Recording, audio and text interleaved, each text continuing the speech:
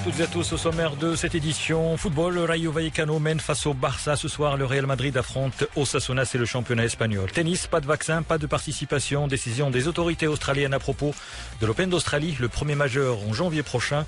Et puis nous allons parler rugby. Les joueurs peuvent désormais porter des collants en match, un droit qui était jusqu'ici réservé aux femmes. Le football au Maroc pour commencer avec ce match en retard de la 7e journée. Cet après-midi, bien entendu, la 7e journée de la Botola Pro Inouï. Eh bien, le nouveau promu, l'équipe de Soalem, a fait match nul contre la Renaissance de Berkane, 0-0. Demain, l'Wydad de Casablanca contre l'Aisfar. Le WAC qui partage la première place avec le Raja peut accentuer son avance en tête en cas de victoire. Le Raja qui a été accroché hier sur son terrain par la formation du FUS sur le score d'un but partout. Le FUS toujours à la recherche d'une première victoire. Le football en Europe à présent avec le championnat espagnol. Le championnat espagnol qui a démarré il y a quelques minutes avec ce match. Le Rayo Vallecano qui affronte le Barça, l'équipe catalane qui reste sur une défaite à domicile face au Real Madrid, 2-1. Eh bien, cette équipe du Barça est menée au score par l'équipe du Rayo Vallecano, 1-0. C'est la première période et bien entendu beaucoup de critiques encore à propos de l'alignation, bien sûr, de l'entraîneur Ronald Koeman. En France, la Ligue est trop laxiste.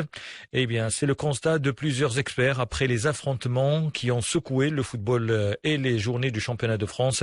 Plusieurs matchs ont été arrêté et bien entendu c'est la décision, plusieurs décisions ont été prises et on compte bien entendu par exemple pour l'Olympique de Marseille 1 point en moins sans oublier d'autres matchs. Hervé Penaud, c'est notre consultant pour le football français.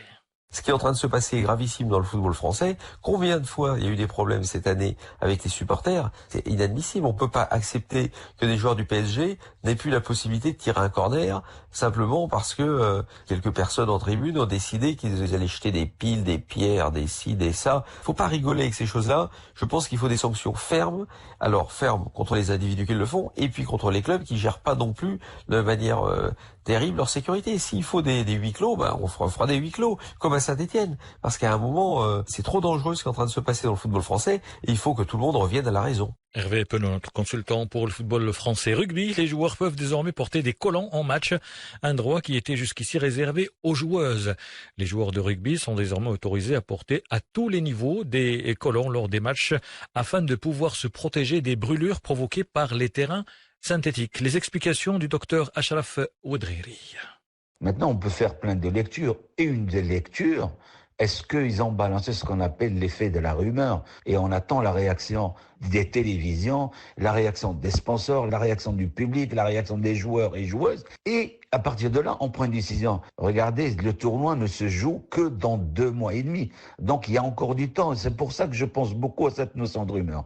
Après, la deuxième des choses, c'est que il y a quelque chose qui dérange parce que l'ATP, qui est l'association des tennisman professionnels, a annoncé aux joueurs qu'aucun joueur ne pourra jouer le tournoi de l'Open d'Australie sans être vacciné. Alors que la WTA, l'association des tenniswomen professionnels, a annoncé que toutes les joueuses sont les bienvenues pour jouer l'Open d'Australie à condition d'avoir un test PCR.